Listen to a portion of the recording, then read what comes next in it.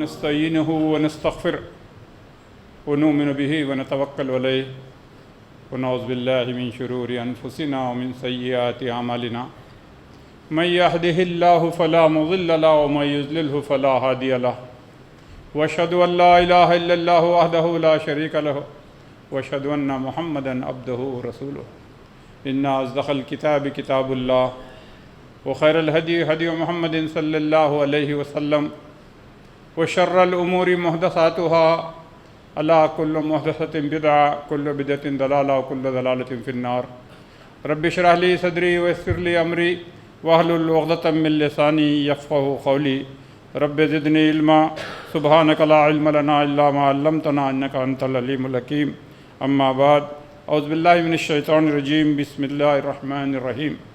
معزز سامعین، ہر قسم کی تعریف اور توصیف، بزرگی اور برتری اللہ تبارک و تعالیٰ کے ہی کے لیے ہے جو تمام جہانوں کا تنہا خالق و مالک ہے۔ بے شمار درود و سلام سید ولد آدم امام الانبیاء محمد مصطفیٰ صلی اللہ علیہ وآلہ وسلم پر، جن کا کہ وجود تمام جہانوں کے لیے رحمت بنا کر بھیجا گیا۔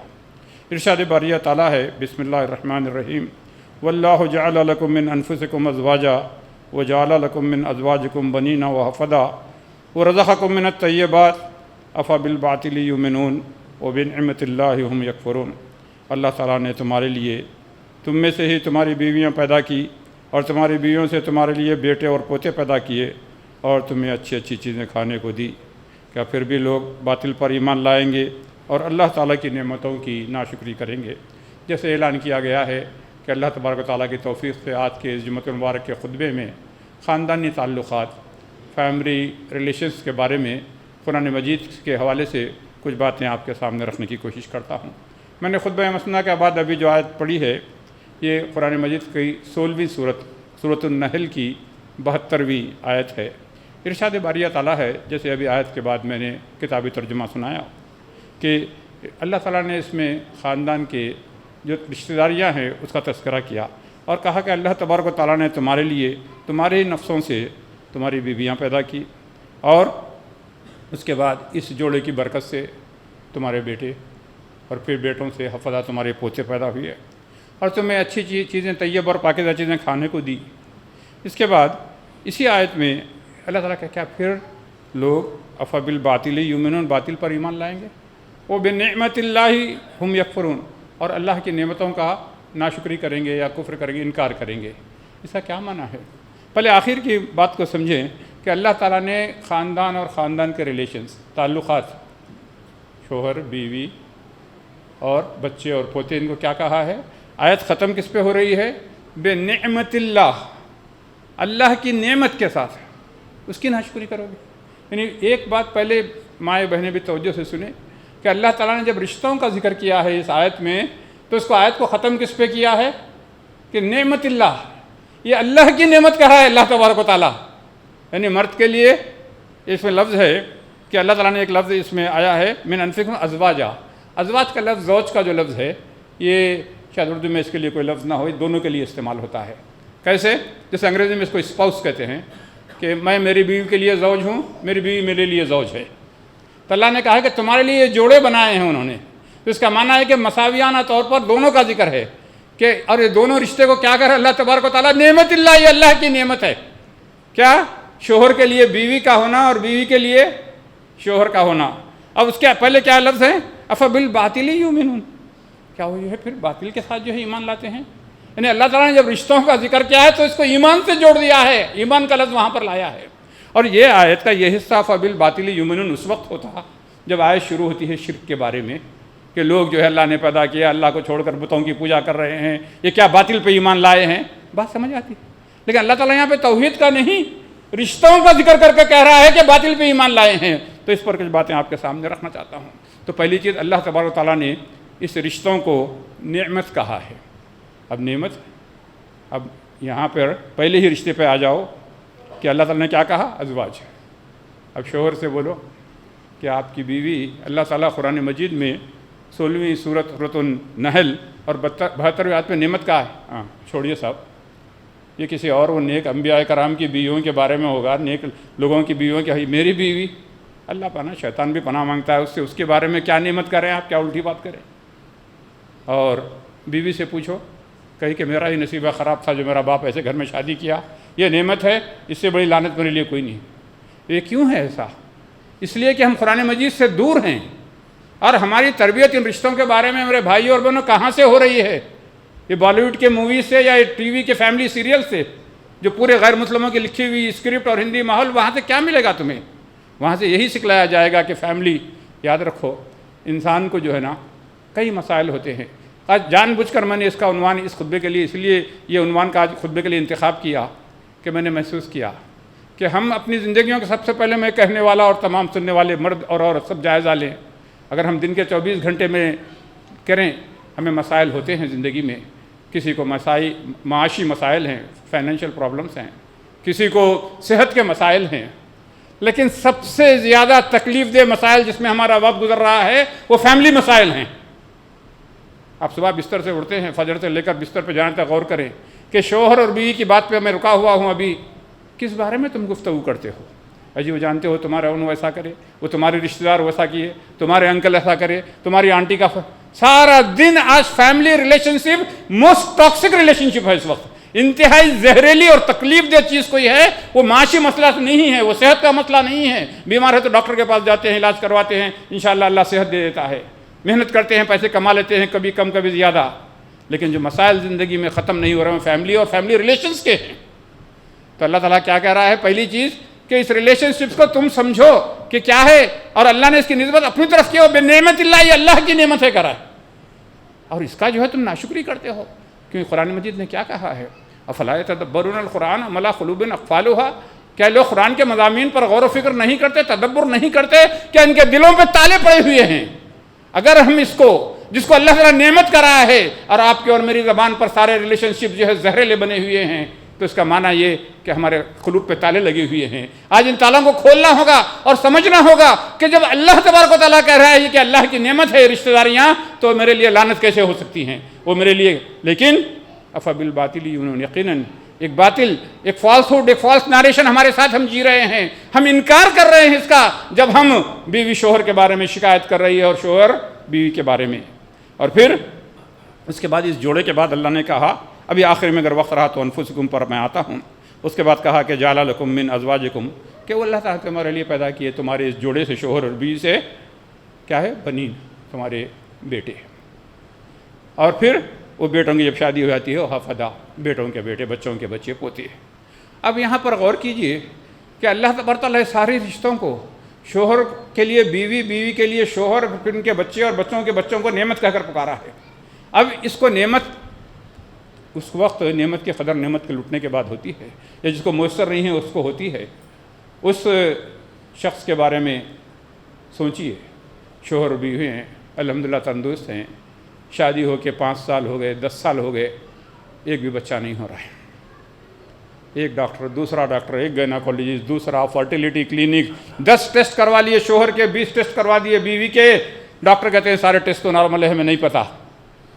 لاکھوں روپے خرچ کر دیے، تڑپ رہے ہیں ایک بچے کے لیے. اللہ کا یہ اللہ کی دین ہے. اللہ تعالیٰ نے خود قرآن میں کہا ہم جسے چاہتے ہیں بیٹے دیتے ہیں، جسے چاہتے ہیں بیٹیاں دیتے ہیں، جسے چاہتے ہیں دونوں دیتے ہیں، جسے چاہتے ہیں ہم بانجھ کر دیتے ہیں. یہ ڈاکٹروں کی بس کی بات نہیں ہے. یہ نعمت میسر آئی ہے. پھر کیا کہتے ہیں وہی بات جو شوہر بیوی کے بارے میں، ارے یہ بات نعمت، وہ ان کے بچے ہوں گے بھائی، وہ دیندار لوگوں کے بچے ہوں گے، ان کے بارے میں میرے بچے، آپ کو نہیں پتہ کتنا مجھے پریشان کر رکھا ہے. ہم اس کو نعمت نہیں مانتے. پھر اسی طرح پوتوں کا آگے ذکر ہے، اور حفظہ کے اور بھی معنی ہیں.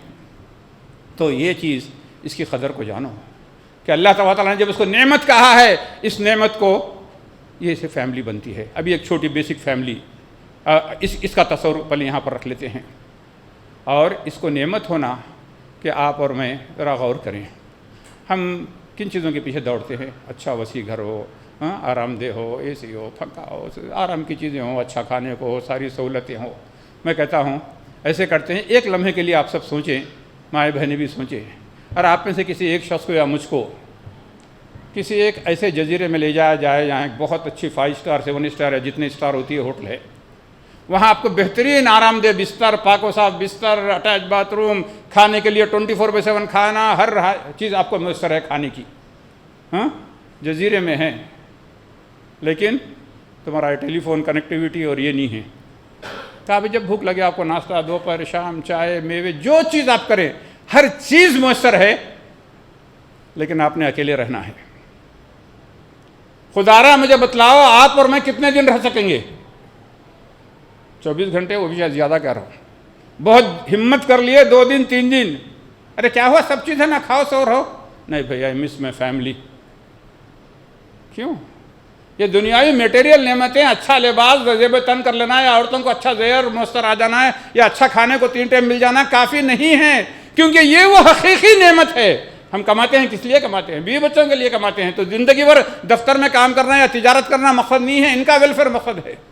اور میں خود سعودی عرب میں رہا، وہاں لوگ ہوتے ہیں بہت اچھے پوزیشن پہ، کافی اچھی تنخواہ ہے، اس کے باوجود جو اکیلے ہیں یا کوئی یعنی آف سائٹ کام کرتے ہیں، شہر میں نہیں ہیں، کہیں دور دراز، ان کے بعد کیا ہے بھائی، یہاں تو آپ کو بڑی اچھی لائف ہے، یہاں پہ تو کنٹریکٹر ہے، ٹائم پہ گرم کھانا آ جاتا ہے، ہر چیز میسر ہے آپ کو، ڈیزرٹ میں گاڑی میسر ہے، سب ہے، یا تنخواہ بھی اچھی ہے، کھانا ہے، 1 پیسے کا خرچ نہیں ہے، ہر چیز میسر ہے، لیکن مس میں فیملی ہے۔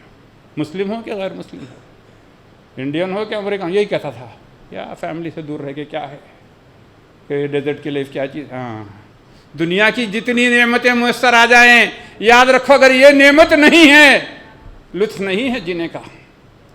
اور جہاں یہ سسٹم ٹوٹا ہے، کیونکہ فی الواقع یہ آدھے گھنٹے کا مضمون نہیں ہے، ایسے 4 خطبات بھی کافی نہیں ہے اس ایک آیت کے لیے، اس میں اتنی باتیں میں بیان کرنے کو ہے کہ یہ نعمت اللہ نے جس کو کہا کیونکہ میسر ہے اس لیے اس کی قدر نہیں ہے۔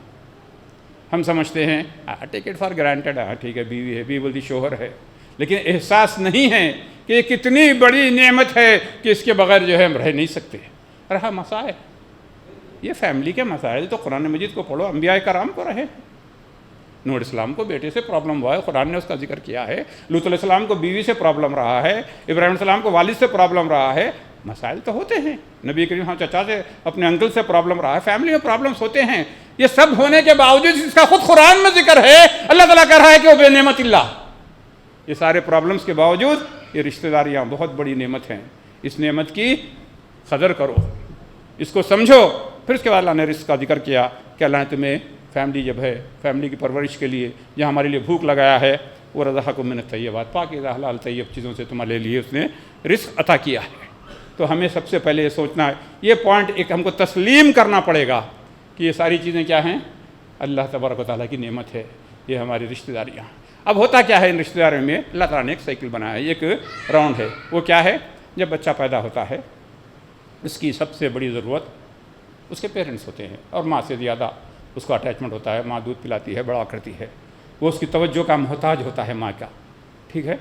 اور یہی بچہ جب بڑا ہو جاتا ہے، اس وقت تک جب ماں باپ بوڑھے ہو جاتے ہیں تو اس وقت ماں باپ کو بچوں کی ضرورت ہو جاتی ہے۔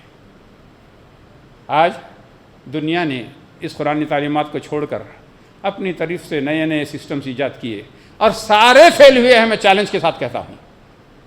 امریکہ نے قانون بنایا 18 سال تک بچہ ماں باپ کے ساتھ رہ سکتا ہے، بیٹا یا بیٹی۔ 18 کے بعد ماں باپ اس کو سیدھا کک آؤٹ گھر سے نکال دیتے ہیں، اکثر نکل جاتے ہیں بچے خود بھی، ہاں میں 18 کا ہو گیا، میں جا رہا ہوں، یا گھر میں رہو تو پھر کماؤ، خرچے شیئر کرو، یا جاؤ وہ فلیٹ لے کے الگ ہو جاتا ہو۔ پھر اس کے بعد کیا ہوتا ہے معلوم ہے آپ کو، دوستوں کے ساتھ بوائے فرینڈ، گرل فرینڈ، یہ شراب، سگریٹ، ڈرگز، ختم، فیملی سسٹم بروکن۔ اور یہ ماں باپ جب بوڑھے ہو گئے پھر وہ لعنت کیا ہے، دیکھنے والا کوئی نہیں ہے، بچہ تو چلا گیا گھر چھوڑ کر، اب کیا ہے، فیملی نہیں ہے، اولڈ ایج ہوم میں ڈال دو۔ یہاں بھی سلسلہ شروع ہو رہا ہے آہستہ آہستہ، اسسٹڈ لیونگ، بڑی بڑی بلڈنگس ہوتی ہے اسسٹڈ لیونگ کہ وہاں پر، اور پھر بعد میں اس بچے کے بچے ہوئے یا شادی ہوئی، اب اس کو دیکھنے والا کوئی نہیں، شوہر بھی ملازمت کر رہے ہیں، بچوں کو لے جا کے بیبی سیٹر کے پاس دن بھر چھوڑ دے رہے ہیں، صبح کو بھی بچے کے بیبی سیٹر کو چھوڑ کے اس کے ڈائپر بھی دودھ لے کے جا رہی ہے، شام میں شوہر آفس آتے ہوئے پک کر رہا ہے۔ اللہ کے بندو، ڈبل خرچہ، ادھر ان کے ماں باپ کا جو ہے اسسٹڈ لیونگ کا، اولڈ ایج ہوم کا، پوتا پوتی کو بیبی سیٹر کا، گھر میں ماں باپ رہیں گے، وہ جس پیار و محبت ہے تم پوتا پوتی کی جو ہے پرورش کریں گے، یہ نعمت ہے۔ لیکن نہیں، ایک سسٹم بن گیا، نہیں پرائیویسی ہے، کیا پرائیویسی، خاک پرائیویسی، یہ جو سسٹم چل پڑا رہا ہے، کوئی شہر میں رہنا ہے، شہر میں زمین کی قلت ہے، یہ 2 بیڈ روم کے گھر، اس نے سارا فیملی سسٹم کو توڑ دیا ہے، اور لوگ جو ہے تڑپ رہے ہیں ان رشتہ داریوں کے لیے۔ ہم دیکھو جب ہم پیدا ہوئے، دودھ پلایا، ماں نے کبھی ہم کو عدم توجہ کی؟ ایک ٹائم دودھ پلا کے ایک ٹائم بھوکا رکھا، مر جاتے ہم۔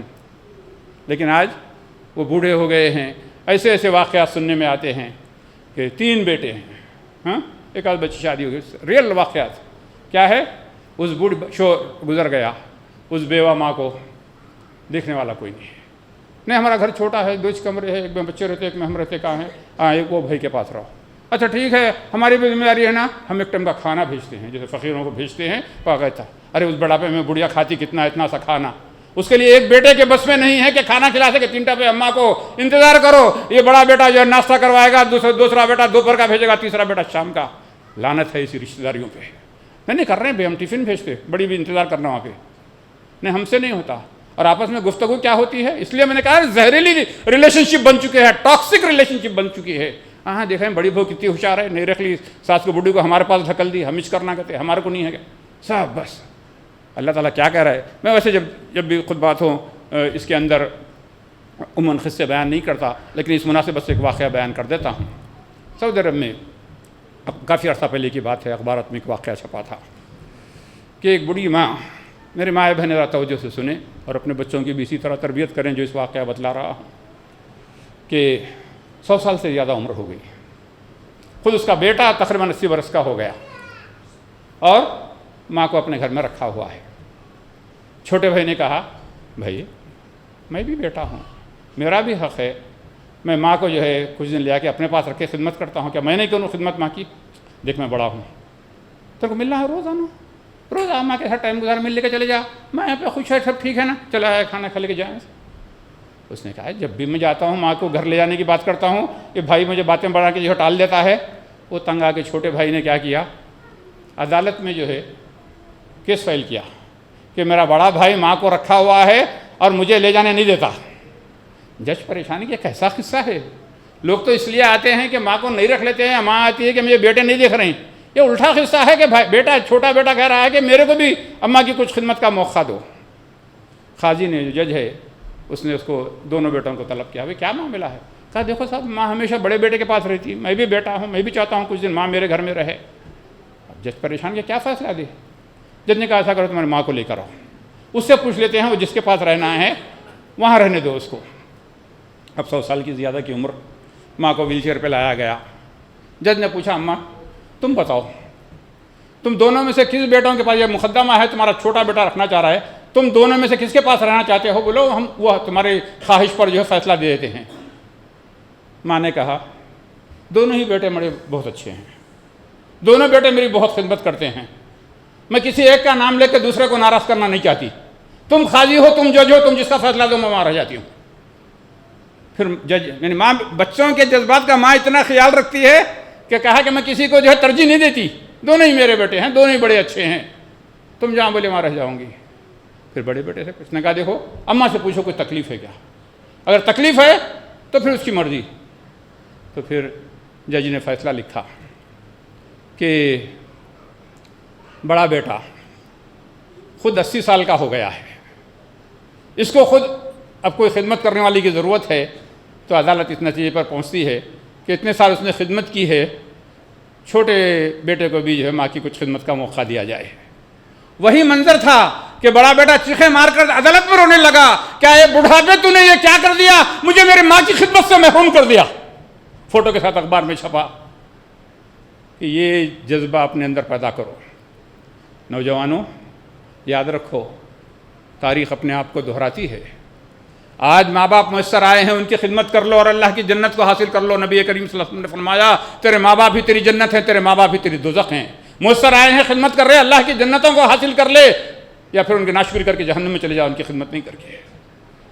معاملہ یہ ہو، یہ نہیں کہ دوسری طرف ڈھک لو، نہیں، کہو کہ یہ میری رسپانسبلٹی ہے کہ ان کو جس طرح مجھے پالا ہے، انہوں نے مجھ پر رحم کیا، مجھے آج جو کچھ ہے میں پہنچا ہوں، جو میرے ساتھ کیا ہے، آج یہ وقت آیا ہے، اللہ نے مجھے میسر دیا ہے خدمت کہ ماں ہو یا باپ ہو، دونوں ہو یا ایک ہو، کہو کہ جیسا بھی ہوگا یہیں رہیں گے۔ کوئی دوسرا بھائی پرواہ کرے نہ کرے، میرا کنسرن نہیں ہے، وہ ان کا اور اللہ کے بیچ میں ہے۔ ہر ایک جو ہے سبقت کرے خدمت پہ، لیکن یہ نہیں کہ ہر ایک جو ہے جان چھڑائے اس سے کہ کہاں کرنا ہے، ارے اب بیمار ہو گئے دواؤں کا بل بھائی اللہ دینے والا ہے، ہم کیا کرتے ہیں، رزق اللہ کہتا ہے وہ رزق ہم دیتے ہیں، اللہ انتظام کرتا ہے۔ لیکن یاد رکھو انسان اچھی اچھی باتوں سے نہیں بنتا، یہ انسان کانوں سے نہیں بنتا، آنکھ سے بنتا ہے۔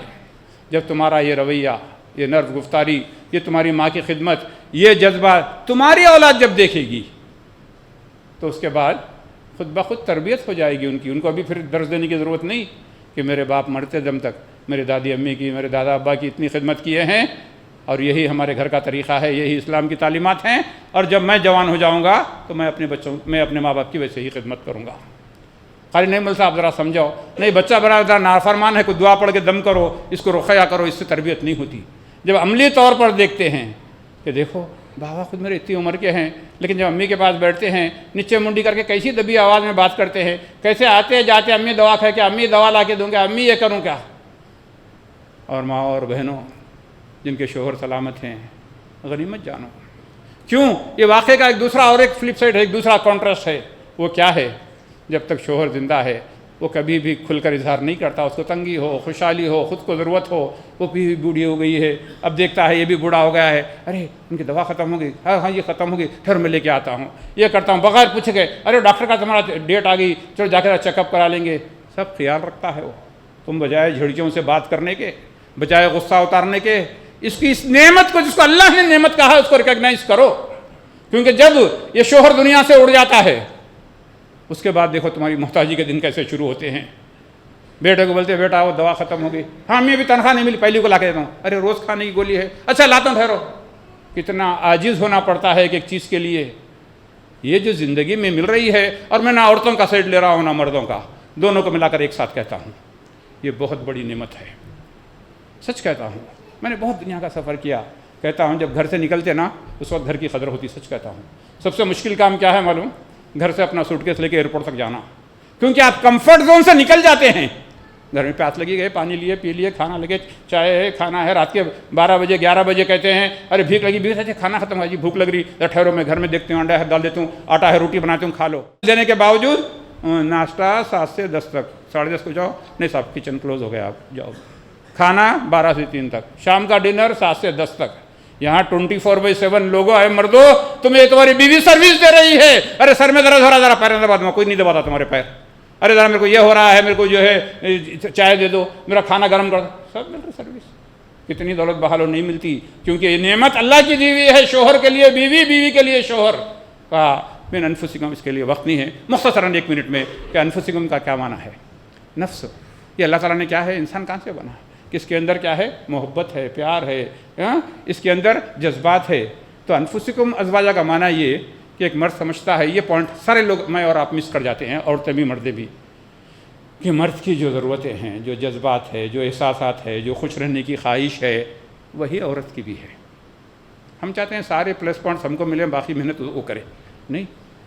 من انفسکم کا معنی یہ کہ ہم یہ احساس کریں اندر سے کہ جو میری ضرورتیں ہیں وہ بیوی کی بھی ضرورتیں ہیں۔ میں یہ چاہتا ہوں عزت سے رہوں، وہ بھی چاہتی ہے کہ عزت سے رہے۔ میں چاہتا ہوں کہ میرے سامنے چھڑ پھڑ نہ کرے، جھڑکی سے بات نہ کرے، گرم افطار نہ کرے، وہ بھی چاہتی ہے کہ میرا شوہر یہ نہ کرے۔ تو اللہ نے کہا کہ پر اس کا جتنا مضمون میں کہا 20% بھی نہیں ہوا، ایسے اور 5 خطبات بھی ہوتے، یہ چیز ختم نہیں ہوتی، لیکن وقت پہ مجھے بات ختم بھی کرنی ہے۔ تو بہرحال میں اتنا کہہ سکتا ہوں کہ اس کو بے شک آپ اعلان ہی سمجھ لیں۔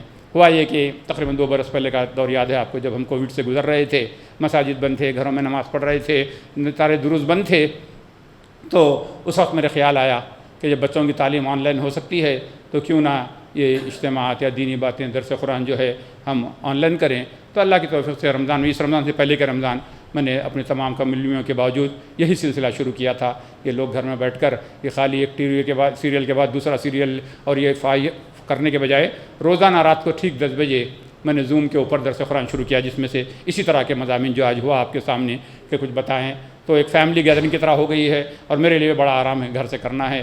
اور آئی ڈی ہے جس کو بھی میں چاہوں گا کہ سب لوگ، مرد اور جتنے لوگ ہیں، آپ رات میں 10 بجے اگر آپ سوتے نہیں ہیں تو ضرور جو ہے جس کے پاس بھی انٹرنیٹ ہے، mobile phone, laptop, iPad جو بھی ہے، ضرور جوائن کریں۔ مجھے اپنا نمبر دیں، میں لنک بھیج دوں گا، اس پہ کلک کریں۔ الحمدللہ کافی لوگ استفادہ کرتے ہیں، فیملی گیدرنگ کی طرح ہو گیا ہے، 10 بجتے بھی درس ہے، لوگ بیٹھ جاتے ہیں۔ تو یہی قرآن کی ایک آیت کے اوپر جو آج ہمارے حالات، جن سے ہم پریکٹیکلی اپلائیڈ اسلام جو ہے اور قرآن سے کیا رہنمائی ملتی ہے، اس سلسلہ تقریباً 1.5 سال سے زیادہ ہو گیا ہے۔ اب رمضان آئے گا تو 2 سال ہو جائیں گے، ایک دن بھی چھٹی نہیں ہوتی، تو آپ لوگ ضرور استفادہ کریں. میں نماز کے بعد رکتا ہوں. پھر چٹھی پہ صرف اپنا نمبر مجھے لکھوا دیں, نام بھی نہیں چاہیے, موبائل نمبر, میں لنک بھیج دوں گا, تو آپ لوگ اس پہ کلک کریں. تو میں چاہوں گا کہ آپ لوگ ضرور اس سے استفادہ کریں, تاکہ یہ گھروں میں جو ہے نا یہ تربیت جو ہماری بگڑ رہی ہے, یہ فیملی کے مسائل جو ہو رہے ہیں نا, یہ اس لیے کہ اس کا سو کالڈ انٹرٹینمنٹ کے نام پر, تفریح کے نام پر, یہ فیملی سیریلز کے نام پر, وہ اسکرپٹ لکھنے والا ہندو, وہ کاسٹنگ پوری ہندو, وہ مندر کے مساوین, اور کیونکہ پلاٹ کو وسعت دینا ہوتا ہے, اس کے اندر یہ